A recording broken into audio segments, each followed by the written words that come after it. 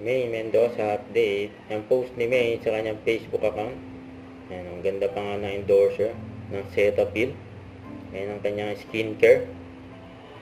Ayan, certified Cetaphil. Ayan si May. Ayan, dito niyo kung gaano maganda si May. Sa ito pa, may nagpa-picture pa nga kay May, no? May naglaro sa Gimme 5.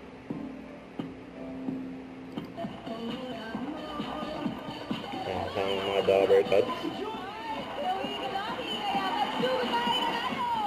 Good.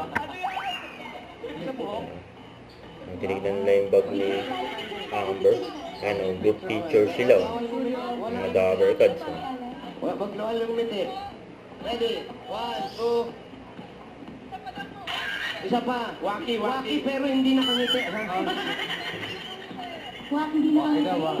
Alam, hindi nga nakangiti, Waki. Waki, hindi nakangiti. Ang galit si Kuya Ryan eh. Okay, ready? 1, 2, 3. O, yung mga audience naman.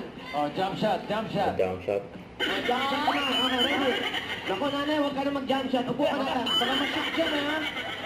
Okay, ready? 1, 2, 3, go! Jump shot. Okay, thank you. Thank you po, Mayor Friends. Thank you. At hindi continue the bonding natin mga Dabber Cats. Kaya dyan lang kayo, magbabalik pa. Is bulaga. PG, About judgmental. Ano May si po May. person ni PG? May si Mama Alan. FPG.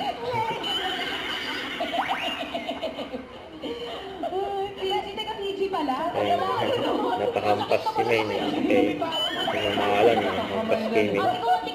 Bigat ng kamay eh.